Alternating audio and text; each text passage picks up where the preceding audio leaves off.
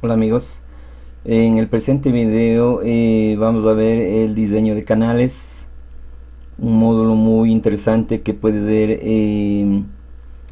utilizado en el diseño de canales en tierra o canales revestidos.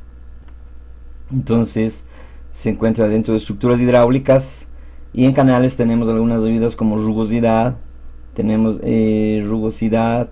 Para si yo no dispongo de la rugosidad, me da algunas opciones de cálculo para determinar la percolación y evaporación de canales de riego, determinar algunos parámetros técnicos como el talud en función del caudal. Tenemos diseño de canal y diámetro de piedra de revestimiento, quiere decir, por ejemplo, me determina el diámetro mínimo de la piedra para poder revestir un canal en tierra para evitar la erosión, ¿no? Bueno, en este caso vamos a ver solo el módulo diseño de canal. Entonces vamos a ver, tenemos aquí, ¿no?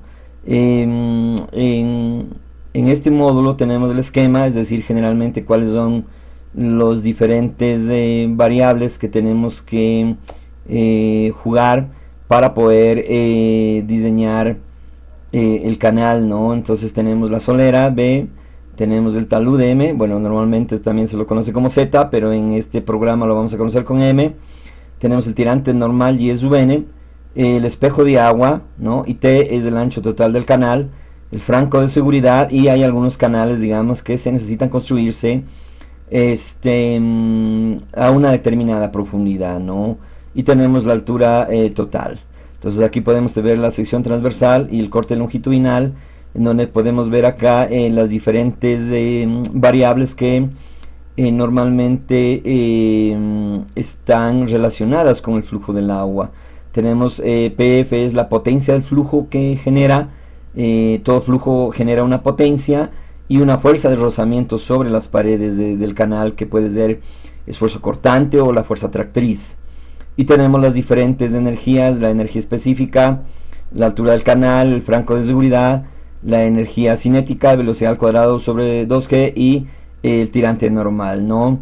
Y sólidos en suspensión me indica la cantidad de sólidos en suspensión que puede transportar un canal bajo ciertas condiciones hidráulicas, y la pendiente longitudinal de la solera del canal, ¿no? Entonces acá tenemos análisis preliminar.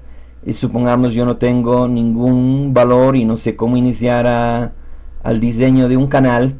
Entonces simplemente yo tengo acá ingresar Q y D50 y algunas variables preliminares, ¿no es cierto?, que me da. Por ejemplo, yo voy a diseñar para 1 metro cúbico por segundo, y el diámetro de 50 de las partículas del cauce del canal, por ejemplo, que sea 0,5, y que me determine cuál es el tirante máximo, perdón, la solera máxima, la solera, el tirante máximo, la rugosidad, la pendiente longitudinal, el talud y el franco de seguridad. Entonces, para tener algunos parámetros iniciales, todas estas variables de acá las determina en función de algunos instituciones que tienen muchos canales de riego en el mundo, como es la India, Pakistán, en donde utilizan mucho el régimen de la teoría del régimen, o tienen la ZEI,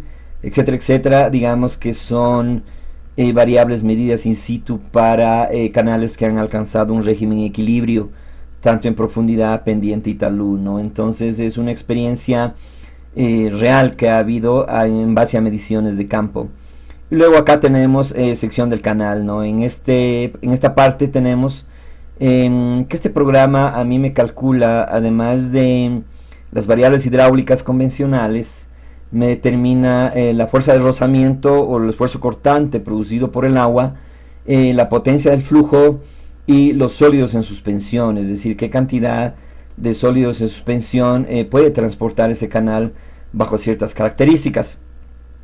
Por ejemplo, un canal de riego, normalmente yo debo saber qué cantidad de sólidos en suspensión va a haber después del desarenador. Entonces, después del desarenador yo voy a tener una concentración de sedimentos, y mi canal debe estar diseñado para poder transportar esos sedimentos desde el desarenador hasta el último tramo del canal. El principio del diseño de canales es de, aparte del diseño hidráulico, de la velocidad, del número de Froude, normalmente en zonas donde existe, zonas planas, en donde ya existe la distribución de agua con obras de toma o canales de secundarios o terciarios, es bueno que el número de Froude no sea mayor a 0,45, pero en sitios o tramos que sea solo de conducción podemos ir sin ningún problema a valores mayores. Esta recomendación se hace debido a que la medición de caudales o la partición de caudales están influenciadas directamente por el número de Froude o la turbulencia que se pueda generar. Podemos resumir un número de Froude que tiende hacia 1 como un flujo calmado, tranquilo, sin mucha turbulencia, es decir, donde podemos ver un espejo de agua en equilibrio, mientras que un número de 5 hacia arriba, esto tiene mucha turbulencia y por lo tanto no existe una distribución uniforme del caudal a lo largo del perfil. Entonces acá tenemos la opción de ingresar manualmente, ¿sí? O de cargar unos ejercicios. Entonces vamos a cargar, por ejemplo, el programa por default. Yo tengo acá que voy a probar una sección, el diámetro de la partícula del D50, por ejemplo, que yo he calculado, vamos a poner 0,2 milímetros, el D50 de los del análisis de los sólidos de suspensión, de los que salieron en el agua, y en la densidad específica y la desviación estándar, ¿no? Entonces acá tenemos el menú. Esto es cuando yo deseo calcular valores de Excel, calcular, exportar Excel, ¿no? Y finalmente tengo el análisis de gráficos, en donde yo voy a analizar de sección a sección, me va a dar la curva de descarga del tirante con caudal y del tirante versus sólidos en suspensión. Esto nos ayuda mucho con el propósito de la operación y mantenimiento de canales. Entonces voy a calcular y me dice que para un caudal de 1 metro cúbico por segundo, una solera de 1 metro, pendiente de 0,3 metros por cada 1000 metros, talud 2, una rugosidad de 0,018 y un franco de seguridad de 0,50, el tirante normal es de 0,74 metros, la velocidad promedio del agua en la sección es de 0,54 metros por segundo, la energía específica es de 0,76 metros, el número de Froude es 0,26 y la fuerza de rozamiento de 2,18.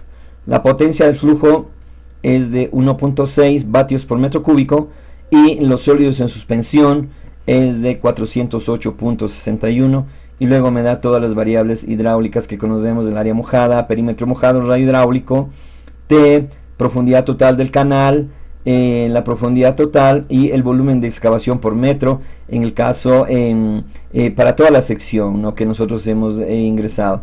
Entonces a mí me interesa es ver estos tres valores. Número de Froude 0,26, como hemos hablado, estamos muy bien, menor a 0,45 en sitios de distribución, en sitios planos, y la fuerza atractriz o el esfuerzo cortante, como quiera que se llame, ¿no? En suelos para canales de drenaje, ¿no?, este módulo es complemento del módulo de drenaje. Nosotros podemos acá diseñar el módulo de drenaje. Eso significa que para que no exista erosión en un suelo, este valor de aquí debe ser menor a 5 newtons por metro cuadrado.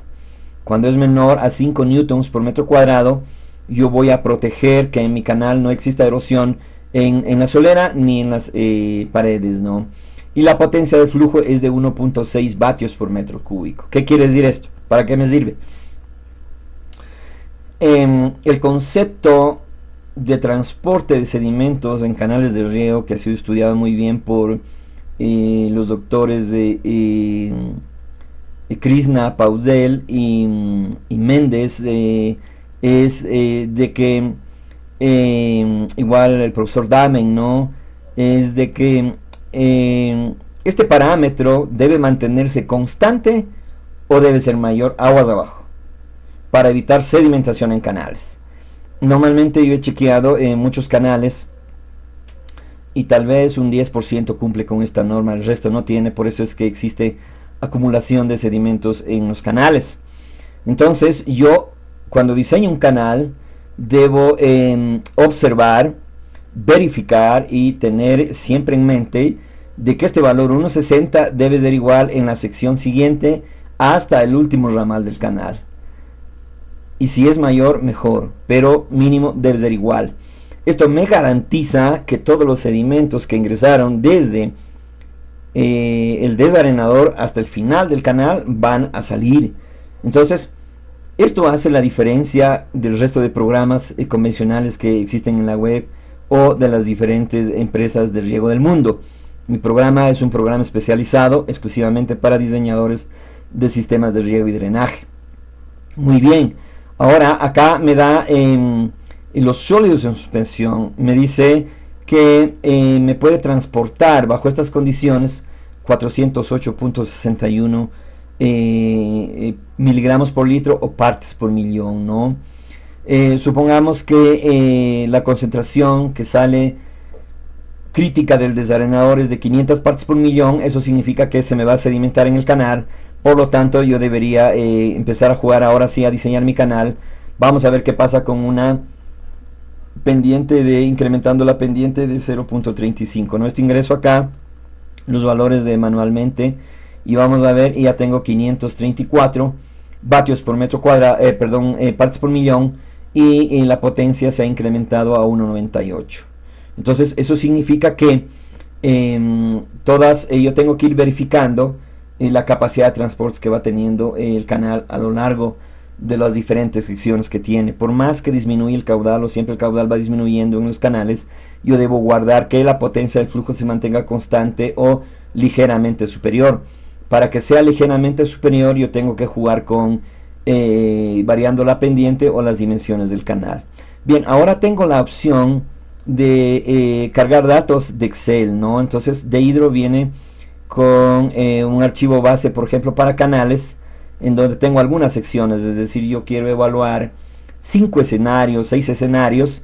Entonces, una vez que se ha cargado, este texto de aquí se pone, selecciona la hoja de color, se pone de color rojo y voy a calcular, digamos, en la hoja número 1 de Excel, y automáticamente me carga las secciones que yo tengo, 3 secciones. Por ejemplo, yo quiero evaluar qué pasa en mi canal para una pendiente longitudinal del canal de 0.3 metros por 1000 metros, 0.2 y 0.1, ¿no? Entonces voy a calcular y puedo ver acá especialmente en la velocidad cómo estamos y la capacidad de transporte de sólidos en suspensión. Entonces podemos ver básicamente que la capacidad de transporte de los sedimentos se incrementa a medida que se incrementa la pendiente del canal, ¿no?